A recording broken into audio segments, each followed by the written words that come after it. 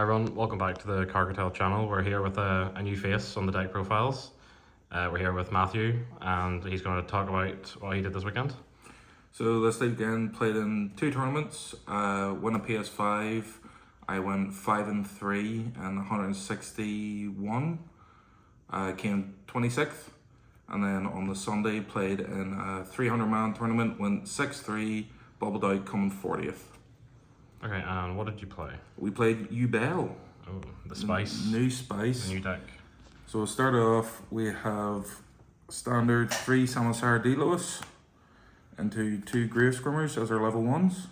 Okay, and what does the Grave Squirmer do? Grave Scrimmer is a quick effect. It special summons itself if you control a fiend, and then whenever it's in the graveyard, you can banish it to special as 0/0 from 0/0 fiend from the graveyard or the hand. So if you're opening sort of the bricky Yubel or Terra Incarnate, is a good way to get them out of the hand if you have no other or no access or other option from Samosar D-Lewis. So it's a nice new extender for the deck. Yeah. Next up, we have best card in the deck, Spirit Yubel. Number of games that saved me, wipe the board, have nothing, fill the board, go to battle phase, summon Spirit Yubel, I don't die that turn, kill him on the crackback. Then you're one of normal Yubel and Terra Incarnate. No Ultimate Nightmare? No, the amount that I've seen the two of these in hand, I don't particularly like playing them, but they're a necessity for the deck. The Ultimate Nightmare is just another brick that the number of times I opened 4 hand traps on this and literally couldn't play. So we're sticking with just the 2 at the minute. I know some people are playing the second Yubel and the Unchained variant to pop and bring out another one. We're stick with the 1 at the minute just to try and decrease the number of bricks. Next big card is the Nightmare Throne. Absolutely insane card. Especially into a few matchups that I thought I'd have troubles with, like the Centurion.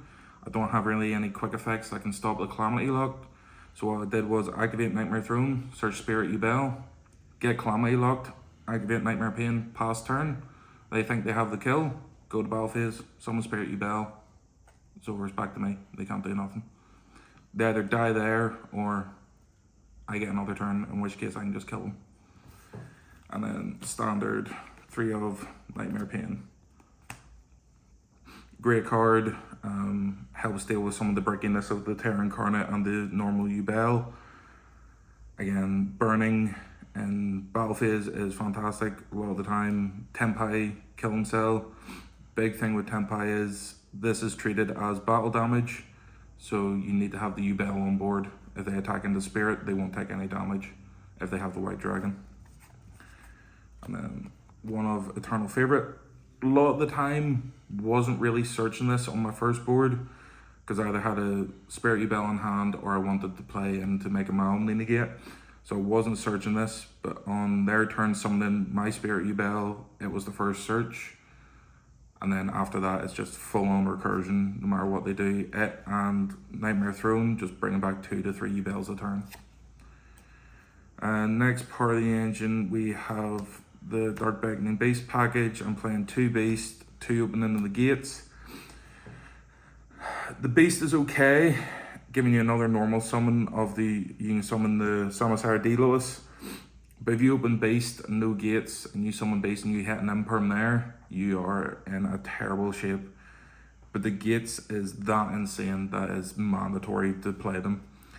Gates every turn, you can discard a card to summon, and then when you control a level 10, you can add a Eternal Favor or another gates back to hand, just as discard fodder, and cycle it that way. We'll get into the non-engine now. 3 Ash Blossom, 3 Imperm. We're playing 3 Ogre as well. Absolutely cracked, guaranteed in every single deck. Ogre was big into Voiceless and Tempai for me, just stopping them from having other monsters be unaffected, and then Voiceless on the barrier, just get rid of that, or the trap, because trap shuffle stuff back and pop is just an absolute nightmare to deal with. We then play 3 Nibiru. It didn't come up this weekend, but one thing I love is you set up your starting board with Nightmare Pain, Eternal Favorite.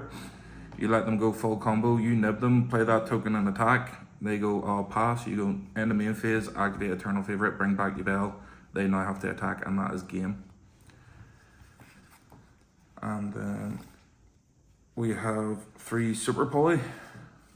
I know some people are playing only 1 with the Mature Chronicle. I played 3, didn't see as much as I would like to. Would probably think about getting a Mature Chronicle into the deck to add the searchability for Super Polymerization. It's just absolutely cracked. Opened it going second into Voiceless. Playing against Daniel behind the camera there. It was great. Round 1 win against that bot.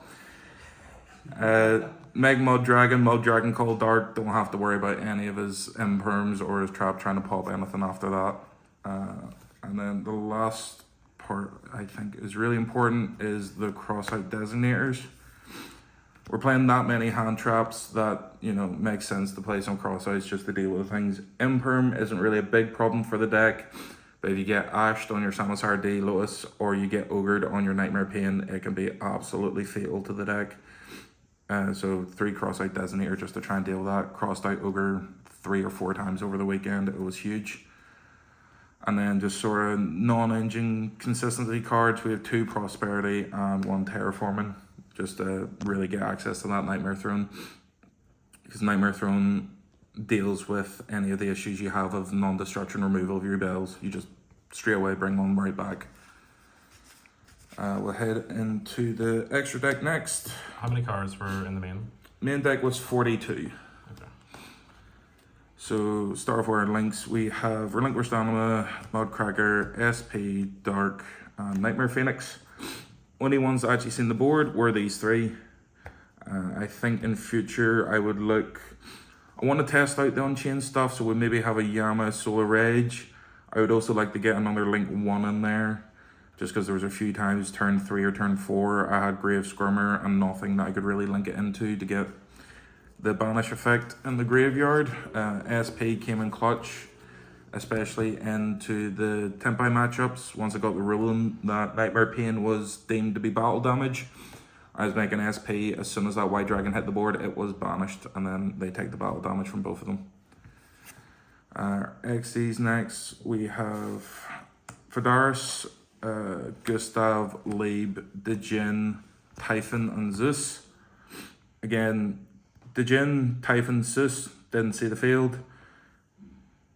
Absolutely clutch card going first, especially into the likes of Tempai that play all the board breakers.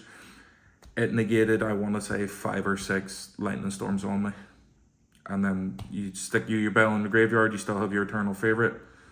They play combo, go to battle phase, and you summon that out, and there's not really much they can do about it.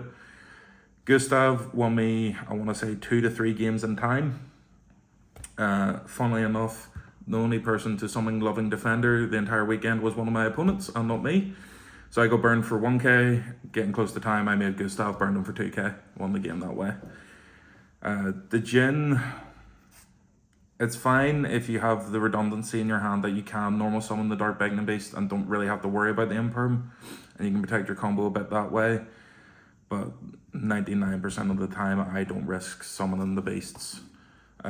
Zeus is there just to add on top of the Djinn if you attack or anything like that there. Never made Typhon at all. And then last is our Super Poly targets. We have Mud Dragon, Garura, Dragostapelia, and the Loving Defender. These 2 were the only ones that actually seen the field. A lot of the time when I seen Super Poly, I was going second, and the boards were that strong that I knew I'm not going to be able to get a Yubel monster on the board to make a Loving Defender, so I thought we'll just make a Mud Dragon, Call Dark, protect myself from Imperms, Veilers, stuff like that there. It worked out fine for me. Would you consider any of the more niche Super Poly targets? Something like Earth Golem to hit the Cyburst and a Link but on the Snake Eyes End board, or even the Panzer Dragon hit a Dragon and a Link monster? You definitely could play them. The thing I find with the deck a lot of the time is I don't see Super Poly enough. So I was focusing more on using other monsters in the extra deck to help push through boards. Like I want to say over the course of the weekend, we played 17 rounds. I want to say I've seen Super Poly about 4 times. So relying on using a lot of your extra deck space to Super Poly targets is kind of iffy when you can, you know, force through things like a Zeus or a Dark, summon back something, and then link away. We'll head into the side deck next. We have 3 Ghost Spell. Really good card, Flamberge effect on the graveyard and stop them getting out even more level 1s against you to continue playing. And again, it's can stop the Yubel deck quite hard itself because everything basically can summon from hand deck or graveyard. So it's another wee cross out target if I think they're going to set in against me. Just again, you know, going second. If I think I need more hand traps, cross out comes out, 3 more bell go in, and we hope to see them. We have a Bestial package. Bestials are pretty good. Used them against Voiceless, used them against Centurion. Actually won me a game in the PS5 tournament. I drew a Swarm, targeted his Centurion, targeted his Primera in the end phase. He went through the legation line, tried to be a bit greedy with his combo. Targeted the Primera, summoned it out so he couldn't Calamity lock me. Then go into my turn, I activated Nightmare Pain, popped the Druid Swarm, add Samasara Delos, and then Druid Swarm send the Legatia, and we were off to the races then. Next up we have a small Thrust package. We have 2 Thrust, 1 evenly matched. That was sort of for going second. I wanted to play the Thrust because I wanted as much access to the field spell as possible, so that's why we have Thrust Terraforming. I seen it once. It was alright, it got me to the field spell. It was just by that point in the game it was all I had and they had a full Snake Eyes board established, so it didn't really help that much. Another part of that package we're playing the 3D barrier. I wanted as much access as possible to D barrier for the branded matchup because playing in the branded I was getting Mirror Jade banished 2 to 3 times a turn, and it's an absolute nightmare for the deck. It was happening all the time when I couldn't get access to Nightmare Throne, so once they banished one, there was no real coming back from it. And then last part of the side is just some generic back row hate. Cosmic Cyclones. Funnily enough, the best use of them was as a cross-out target. We went to battle phase, he had lethal on board. Went to battle phase, I went Eternal Favorite to special summon against the Centurion player. He went Cosmic Cyclone, I went Crossy Designators, banished Cosmic Cyclone, and that's what won me the game. Never actually used it against anyone's back row. So do you have any shoutouts while we're still here in Athens? Shout out 7th Dimension for sponsoring us and helping with the merch. Shout out to Athens Collectibles for hosting the event, and shout out to the rest of the Card Cartel for helping craft the deck list.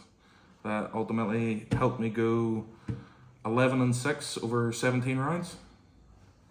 That's a good record. So thanks everyone for watching the video, and again, stay tuned, there'll be more coming very shortly. Peace. Peace.